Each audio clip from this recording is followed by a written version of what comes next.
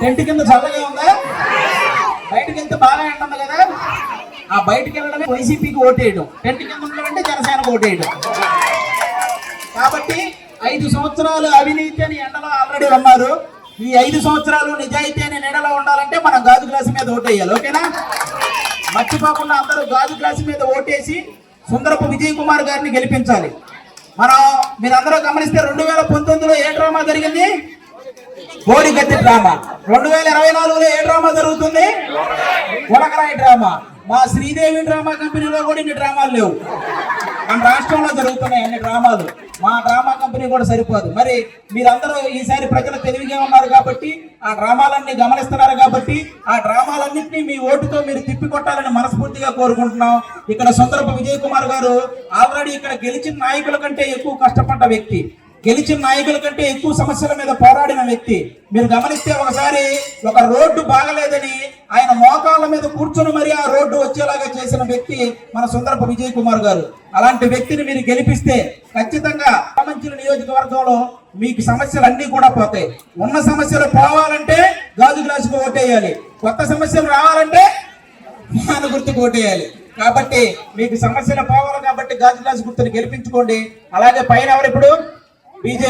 BJP కనుక మోడీ గారు అలాగే వస్తారు కాబట్టి మనం బీజేపీ నాయకుల్ని గెలిపించుకుంటే ఆటోమేటిక్ గా ఇక్కడ పనులన్నిటికీ సంబంధించిన నిధులు మనకి కేటాయిస్తారు. ఎందుకంటే మనం ముగ్గురం కలిసి ఉన్నాం కాబట్టి.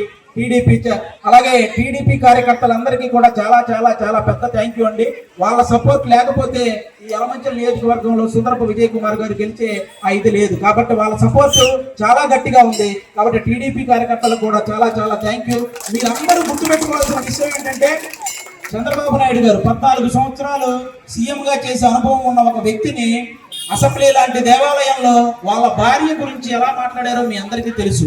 అంటే 14 సంవత్సరాల అనుభవం ఉన్న ఒక వ్యక్తి ప్రెస్ మీట్ ముందు ఏడ్చాడు అంటే మీరు అర్థం చేసుకోండి ఆయన మనసును ఎంత బాధ పెట్టారో. అలా బాధ పెట్టిన వాళ్ళని మనం ఈసారి గెలిపిస్తామా? గెలిపించాం కదా. 151 మంది గెలిచారు ఎప్పుడు 2019లో.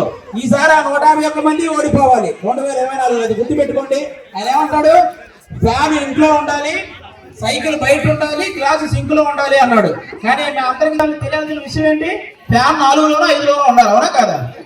అప్పుడే కదా మనమే తెలియక లాస్ట్ టైం 151లో పెట్టాం ఫ్యాన్ ని. అందుకే కరెంటు బిల్లులు పెరిగిపోయి మొత్తం 7 సార్లు పెంచారు కరెంటు బిల్లులు. కాబట్టి ఈసారి ఫ్యాన్ ని మనం 4లోనో 5లోనో పెడితే మనం హ్యాపీగా ఉంటాం. ఓకేనా? అందరూ గుర్తు పెట్టుకోండి. అలాగే ఆడవాళ్ళందరికీ కూడా అకౌంట్ లో పొద్దున బటన్ నొక్కితే ఆడవాళ్ళ అకౌంట్ లో 10,000 పడుతున్నాయి అన్నారు. మరి సాయంత్రం మోతిప్పితే మీ మొగులు 30,000 పోతున్నాయి అకౌంట్ లో. కాబట్టి మీరు అందరూ గుర్తుపెట్టుకోవాల్సింది ఏంటి? పొద్దున ఇస్తున్నారు, సాయంత్రం లాగుతున్నారు. ఇది మీరు గుర్తుపెట్టుకోవాలి. మనకేదో 3,000 పడుతున్నాయి 2,000 పడుతున్నాయి అనగానే మనం ఆనందపడిపోతాం. కానీ మనకు తెలియని విషయం ఏంటంటే, ఇలాంటి కల్తీ మద్యం ద్వారా కానీ ఇంకా ఛార్జీలు అని చెప్పి, చట్ట పనులు అని చెప్పి, వీటన్నిటి ద్వారా మన దగ్గర మనకి ఇచ్చిన దానికంటే ఎక్కువ లాగుతున్నారు. ఇది మీరు అర్థం చేసుకుని ఈసారి గాజు గ్లాసు గుర్తు మీద ఓటేయాలి. పవన్ కళ్యాణ్ గారి దగ్గర ఒకరు పనిచేస్తున్నారంటే దాని అర్థం జేబులో నుంచి తీసివ్వడమే కానీ జేబులు నింపుకోవడం అనేది జరగదు. అలాంటి అవినీతి పనులు ఎక్కడా జరగవు. కాబట్టి పవన్ కళ్యాణ్ గారు లాంటి వ్యక్తి నిలబెట్టిన ప్రతి ఒక్కరిని గెలిపించాలి. అలాగే చంద్రబాబు నాయుడు గారు నిలబెట్టిన ప్రతి చోట కూడా జనసేన ఓటు ట్రాన్స్ఫర్ జరగాలి. కాబట్టి ఇదంతా జరిగి మన యలమంచిలి నియోజకవర్గానికి మంచి జరగాలి అంటే సుందరపు విజయ్ కుమార్ గారు గెలవాలి. గాజు గ్లాసు గుర్తు మీద మీరు ఓటేయాలి. జై జనసేన. Thank you.